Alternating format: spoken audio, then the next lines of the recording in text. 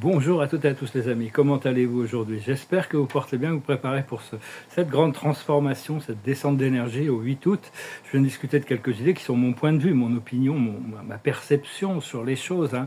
Mais ce que je vois, c'est que vraiment, là, il y a une sorte d'épex, une sorte de sommet, de point culminant entre la dynamisme des forces d'opposition, entre l'obscurité et la lumière, entre les ténèbres, le bien et le mal. Enfin, ceux qui cherchent à contrôler et garder le contrôle sur la planète et ceux qui cherchent à libérer la planète. C'est bien que tout le monde puisse commencer à dire non à toutes ces choses. Pas besoin d'être violent, brutal, mais ne pas donner notre consentement à exprimer des vérités au-delà de ce qui est attendu à l'intérieur de la matrice. Et tous ceux qui vous disent oui, bon, bien sûr, la lumière a gagné et on va tous arriver au paradis, la terre va être libérée. C'est le plan de Dieu et ça va se réaliser. Mais tous ceux qui vous disent il n'y a plus d'obscurité sur la planète, il n'y a plus que de la lumière, tout le monde il est beau, tout le monde il est gentil, il y a plus de conflits, il n'y a plus de souffrance, tout ça c'est une illusion. Ou sont naïfs ou alors ils sont en train d'essayer de vous endormir pour que vous lâchiez vos gardes. Il y a encore des démons, il y a encore des entités astrales, il y a encore toutes sortes de forces sombres qui sont vraiment en désespoir, ils sont vraiment prêts à tout. Il y a une guerre du psyché. C'est que dans le psyché. Il n'y a pas de danger d'une invasion extraterrestre, il n'y a pas de danger d'un astéroïde qui va exploser la Terre, il n'y a pas de danger sur beaucoup de choses. C'est juste de la propagande, hein. Donc soyez vraiment très vigilants sur ce que vous voyez sur Internet, parce que les forces sombres vont aussi chercher à amener des vraies révélations sur des choses mystérieuses, tout ça. Donc, pour avoir la confiance des gens. Et puis après, quand leur narratif part vers la peur, si le narratif part vers la peur, c'était une manipulation. Il n'y a aucune raison que les gens qui sont dans la lumière amènent vers des scénarios catastrophiques ou de peur. Donc soyez très vigilants et ne laissez pas ces choses rentrer dans votre conscience. Donc voilà, c'est juste une petite introduction que je voulais faire. Je vous remercie d'aimer, de partager, de commenter, de souscrire. Je vous remercie pour vos dons. Et savoir que bon, les attaques psychiques aussi vont continuer, des entités astrales, hein. C'est un petit peu ces attaques psychiques, ce qu'elles font, c'est qu'elles nous amènent nos peurs, elles vont chercher à l'intérieur de notre akash les peurs et les traumatismes les plus profonds pour les projeter dans notre conscience. Mais donc c'est comprendre que c'est pas des choses qu'on a besoin de gérer, on a besoin de revenir à la compassion, à la gratitude et à la conscience, plutôt que de devoir continuer à à, euh, à alimenter ces énergies qui viennent des entités astrales, parce qu'elles ont besoin des peurs pour se nourrir, et donc elles les initient eux-mêmes, hein. Elles ont accès à notre akash, toutes ces entités. Donc personne n'est exempt d'attaques psychiques ou de ces énergies qui peuvent remonter, et surtout quand on passe de la 3e à la 5e dimension, on doit traverser les plans astraux, et là, des fois, il peut y avoir des interférences. Mais comme le maître Thoth, le maître de sagesse Thoth expliquait, lui, il a fait 100 fois l'ascension, la descension et l'ascension. Il expliquait, lui, il voyait ça comme des cerbères à tous les coins qui essayaient de dévorer son âme. Et il expliquait pour arriver à ascensionner, il faut passer par des courbes et des angles très précis et très bizarres des fois. Un angle, c'est une prise de position. Un cercle, c'est une non-prise de position. On n'a pas d'opinion sur les choses. Donc il faut arriver à comprendre comment naviguer à travers tout ça, hein, de toute manière. Et éventuellement se connecter au monde, à la réalité éternelle du monde spirituel qui est bien au-delà de toutes les dimensions, hein. C'est le monde spirituel où notre esprit réside originellement, hein. Mais notre âme travaille et vit dans un sous-univers de 12 dimensions. C'est une matrice sous-dimensionnelle, hein. Et donc l'âme est à un niveau supérieur que notre conscience terrestre, invariablement. Mais éventuellement, on est en train de reconnecter, hein. C'est toujours parce que pour ascensionner, il a fallu descensionner, et puis on descensionne, et puis on re-ascensionne, et puis on redescensionne. Donc c'est vraiment tout un procédé, parce que c'est comme ça qu'on l'âme évolue et grandit. Donc il faut accepter, hein. Il y a toute cette sorte de belles choses, hein. Mais enfin, le libre arbitre, c'est ce qui crée tous les problèmes, mais c'est aussi il nous a été donné pour choisir l'amour et l'unité. On est venu ici pour apprendre les principes de l'amour. Dieu n'est qu'amour en réalité. Mais il a créé toutes sortes de programmes qui font que tout ça est bien dissimulé quand même, hein. Parce que bon, tous ceux qui vous disent il n'y a plus que de la lumière et de l'amour, l'alliance, les galactiques sont complètement en charge de tous les programmes et tout ça. Si c'était le cas, il n'y aurait plus de guerre, il n'y aurait plus de pollution, il n'y aurait plus de mensonges, il n'y aurait plus de... Tout ça, c'est c'est parce qu'il y a encore un contrôle des forces sombres, hein. Il ne faut pas se laisser duper par ces choses-là. Et parce qu'il y a beaucoup de couches d'illusions de la troisième dimension, hein. Et donc c'est important de rester concentré sur nous-mêmes, sur l'unité de notre conscience, parce que tout ce que l'on choisit à l'intérieur de ce programme de dualité, c'est ce qui détermine notre évolution spirituelle. Tous ceux qui choisissent la voie inférieure, l'autogratification aux dépens des autres, ils choisissent une voie qui est différente que ceux qui font certains sacrifices pas sacrifice de leur bien-être, mais sacrifice d'avoir de la compassion et de la lucidité, de ne pas vouloir, d'être honnête, de ne pas vouloir abuser le monde autour de soi. C'est plus long, c'est plus dur, mais on arrivera à un résultat beaucoup plus permanent et beaucoup plus satisfaisant à la fin. Et parce qu'il y a toutes sortes pour le moment, on est en train de se libérer. Ce qui est en train de se libérer, c'est avec tous ces rétrogrades, ces planètes rétrogrades, ce sont toutes sortes de vieilles pensées, des habitudes de pensée sur la survie qui refont surface. Mais enfin, elles remontent pour vraiment être transformées, hein. Et on doit les transformer en l'acceptation du fait qu'on est riche, on est libre, on est souverain, on est abondant, on est heureux. Donc ça veut dire, c'est pas facile, mais c'est de la compassion pour soi-même et vis-à-vis des autres aussi, hein. C'est des actes de compassion.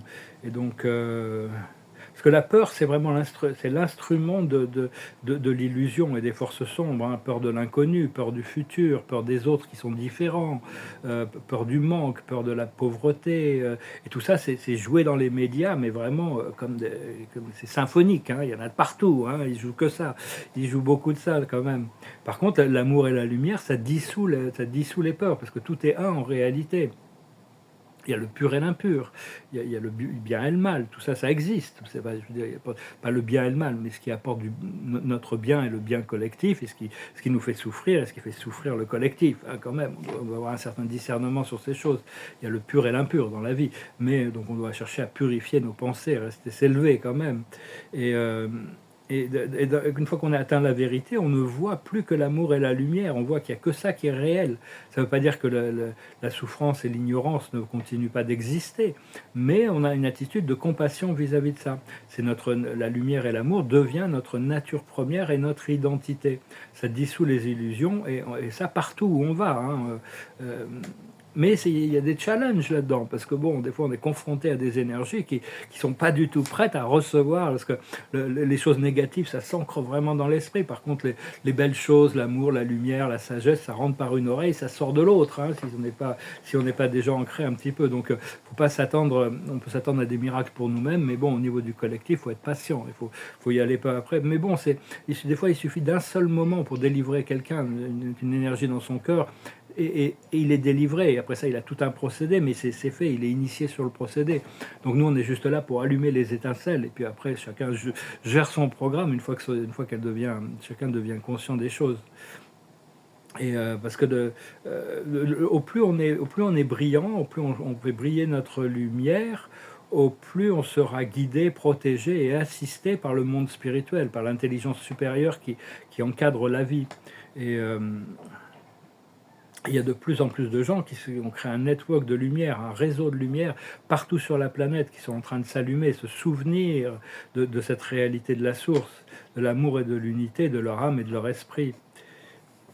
Parce que la peur, ça active de la peur, et l'amour, ça active de la lumière, active de la lumière. L'amour attire la peur attire la peur, l'amour attire l'amour. Donc c'est à nous de progressivement nous déprogrammer pour être vraiment rester avec un cœur ouvert et avec la conscience de l'amour. Bon, je ne parle pas d'amour sentimental, je parle du... Oui, l'amour sentimental fait partie de l'amour, mais l'amour, c'est de l'amour de toute manière. Mais il y a différentes octaves d'amour, on a plusieurs octaves, notre esprit a de nombreuses octaves. Il y a des octaves de conscience selon la dimension dans laquelle on est, parce que même quand on passe dans la 5e, il nous reste des illusions à nous débarrasser pour rentrer dans plus d'unité dans la 6e, et après dans la 7e et la 8e, au point central d'unité, au-delà de sous-univers de 12 dimensions, dans la 13e, le point d'immobilité, dans ce pont, c'est un pont de la 13e dimension. Mais bon, c'est vraiment... Donc on doit continuer à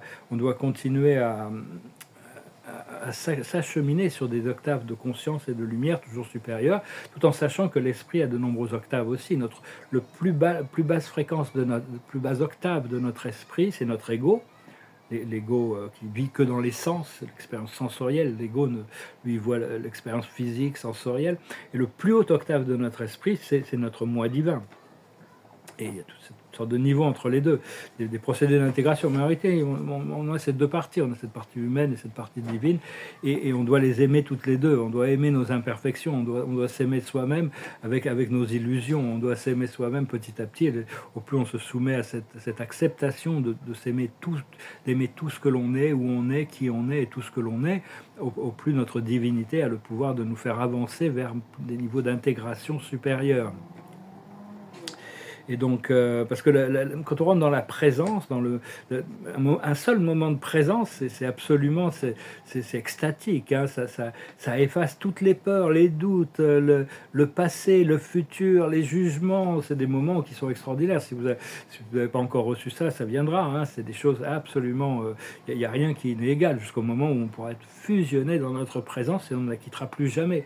On sera tout le temps tout le temps intégré, parce que éventuellement on cherche à devenir ce moi divin, hein, c'est notre but ultime, c'est ce que l'on cherche, à fusionner avec notre divinité, et après ça, une fois qu'on aura fusionné avec notre divinité, il y aura un nouvel objectif qui va se présenter, c'est de retourner à la source, à la première source essence, pour fusionner notre lumière avec la grande lumière originale. On aura complété notre procédé d'évolution. Et c'est pas la peine d'aller rechercher, à adresser toutes les peurs, adresser toutes les ombres, adresser toutes les erreurs du passé pour trouver notre liberté. On ne les adresse que quand elles remontent. Sinon, concentrez-vous sur le point de liberté, sur la joie, le bonheur, la créativité. Et l'amour de l'esprit et la lumière de l'âme. Hein. Donc... oui, donc ça, donc c'est vraiment, on doit aussi apprendre à lâcher prise de l'illusion de contrôle. Au plus on est soumis à la foi, l'espoir et la gratitude, la confiance dans le fait que Dieu nous transporte, au plus cette énergie va devenir présente dans notre vie, les synchronicités vont augmenter. Donc voilà les amis, je venais vous saluer aujourd'hui. Je ne passe pas d'internet, donc je placerai cette vidéo demain. Je vais tirer quelques cartes. Chanter une petite chanson. Et je vous remercie de votre soutien, de votre présence. Et bientôt, on va pouvoir commencer à passer à l'action. Ça va après tout. Mais bon, il faut aussi avoir confiance au timing parfait de Dieu, à l'heure de Dieu. Hein, parce que des fois, on se dit, bon, on aimerait bien que les choses arrivent plus vite, mais l'Esprit m'a confirmé que l'heure de Dieu était parfaite. Quand c'est l'heure de Dieu, les choses arrivent de manière parfaite et c'est le bon moment. Malgré le fait, parce qu'on avait besoin d'être préparé pour certaines choses, inconsciemment, on n'était pas aussi prêt que ce que l'on pensait. Donc, quand on est vraiment prêt pour quelque chose, les choses arrivent. Et aujourd'hui, c'est l'heure du départ. Donc voilà, ça y est, l'heure du départ. La sagesse, c'est les âmes sœurs. Rester bien connecté à son cœur et savoir, c'est un alignement intérieur, s'aligner avec des âmes sœurs. C'est pas juste, c'est pas aller faire du shopping pour des âmes sœurs. Il n'y a qu'une seule âme, mais bon, il y a des âmes avec qui on a des contrats d'âme. Donc c'est s'aligner avec ce qui est ressenti le plus profondément pour nous. C'est aussi un amour sentimental, mais c'est des choses, c'est des énergies qui sont durables. Tant qu'on n'est pas prêt, si on rencontre une âme sœur ou une âme jumelle trop tôt, on va se refléter nos erreurs et ça passe pas très bien. Moi, ça m'est arrivé de rencontrer cette personne avec qui j'ai eu des centaines d'incarnations passées, mais j'étais pas prêt. Bon, elle non plus n'était pas prête, et donc c'était vraiment très très difficile à gérer. Bon, maintenant, ça fait 30 ans qu'on ne s'est plus parler, mais je pense que ça va faire du bien de pouvoir quand même discuter un peu, devenir amis si possible, quand on se reverra. Donc ce qu'il faut comprendre, c'est la paix. Continuez à cultiver le sens de la paix. Ayez confiance, ne vous laissez pas distraire par toutes ces choses qui peuvent remonter, toutes ces énergies négatives qui sont connectées à des influences astrales. Ce qu'il faut faire, c'est comprendre le monde, c'est tout ce qui brille. C'est-à-dire, il faut s'occuper du monde de la surface, mais il faut rester connecté à l'intérieur, le monde des égaux. Hein. Tout ce qui brille, c'est aussi toutes ces choses merveilleuses de la surface, toute l'abondance, les pièces d'or, tout ça, on en a besoin, on les veut. Mais on doit pouvoir maintenir notre lumière, qu'on les ait ou qu'on les ait pas. C'est un peu le challenge. Cela dit, ça sera quand même beaucoup plus agréable quand on pourra avoir cette... Parce que l'argent n'a pas, c'est neutre, c'est une énergie qui est complètement neutre. Du moment qu'on a fait de mal à personne pour l'acquérir et on fait de mal à personne quand on le dépense, c'est que du bonheur. Il faut en avoir, il faut toujours demander plus que ce qu'on a besoin aussi. Il ne faut pas demander pendant longtemps, je dis, je veux juste ce que j'ai besoin. Non, il faut demander plus que ce qu'on a besoin. Ça, on peut être généreux en plus. Et l'aboutissant, ça va être encore des choix, s'approcher du précipice. Il y a plein de choix qui vont être nécessaires de faire. Donc voilà les amis, je vous remercie de... je chanter une petite chanson pour ceux qui veulent rester jusqu'à la fin. C'est une petite chanson un peu romantique. Je crois que c'est une chanson allemande au départ, mais c'est une version française. Ça s'appelle La Marche des Anges. Mon cœur se trouve au bout du monde, et moi je vis au jour le jour, comptant les heures et les secondes, me séparant de ton amour. Quand on se reverra, ma vie renaîtra, et je sécherai mes pleurs. Près de toi, mon ange, près de toi, en trouvant l'oubli, des jours désunis, résonnera dans nos cœurs la marche des anges. Pour voir la fin de ma souffrance, je prie le ciel de me guider vers le pays de notre enfance, où tu te meurs à m'espérer. Vienne le jour de ma victoire, écrasant les années passées, où l'amour a vécu sans gloire. Vienne avec toi le temps d'aimer. Quand on se reverra, ma vie renaîtra, et je sécherai mes pleurs. Près de toi, mon ange, dans tes bras, en trouvant l'oubli, des jours désunis, résonnera dans nos cœurs la marche des anges. Cette chanson est très appropriée pour moi parce que bon, j'ai un peu l'impression de vivre en exil quand même depuis quelques années, donc je vais pouvoir me retrouver un petit peu, ça va faire du bien. L'esprit me dit que je vais être très heureux, je vais être comblé, je m'excuse, j'ai oublié de mettre mon appareil dentaire, donc voilà, je commence un peu à m'y habituer. Je vous remercie les amis, je vous souhaite une excellente journée, je vous dis à bientôt. Namaste.